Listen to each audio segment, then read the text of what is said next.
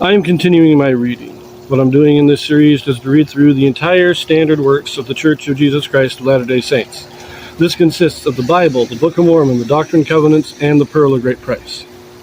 I am reading in a chronological order of events, not according to publication or volume, so I will be skipping around a bit as I move along. We continue with Zechariah. Now we're getting towards the end. This is his great apocalyptic prophecy.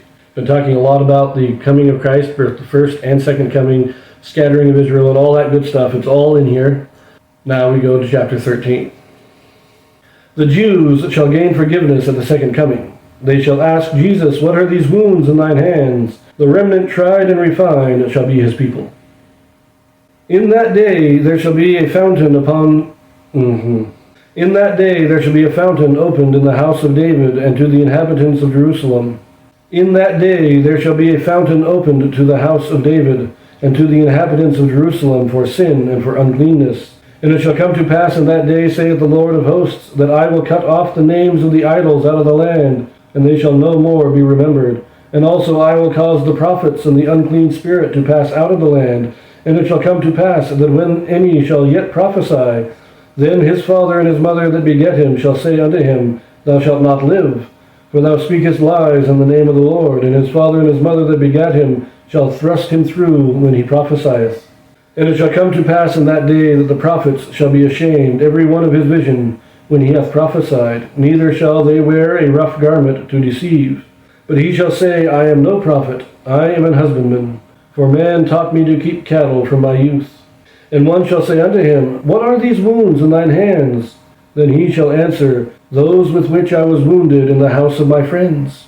Awake, O sword, against my shepherd, and against the man that is my fellow, saith the Lord of hosts. Smite the shepherd, and the sheep shall be scattered, and I will turn mine hand upon the little ones. And it shall come to pass that in all the land, saith the Lord, 2 parts therein shall be cut off and die, but the third shall be left therein. And I will bring the third part through the fire, and will refine them as silver is refined, and will try them as gold is tried. They shall call on my name, and I will hear them. I will say, It is my people, and they shall say, The Lord is my God. It's a little bit odd the way this is worded, but what it is, Christ, when he comes back, he saves the Jews at the Battle of Armageddon. Then the Jews recognize him for who he is, and those who are the leaders of the Jews, who taught the Jewish religion, they step back and say, No, I guess I was wrong. I'm just going to go back and be a husband. I'm going to go be a farmer because everything I said was wrong. And those who continue to prophesy in the name of the Jewish religion, those are the false prophets. If they continue to preach, if they continue to prophesy and go, what it means is they're prophesying against Christ. We know Christ is here. We see him. We know who he is. If you prophesy against him, then even your parents will turn against you and they will have you executed because that is the law. This is how the Jews will react to Christ.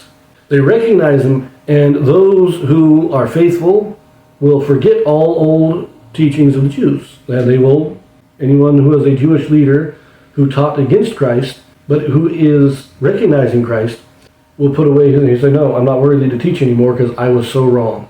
And those who continue to teach will be cast out. Then we have that great statement, These are the wounds with which I was wounded in the house of my friends.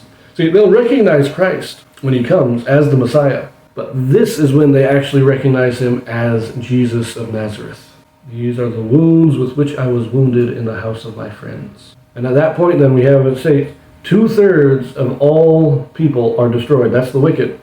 1/3 remains, and those are the faithful that are allowed to remain and inherit the promises of God.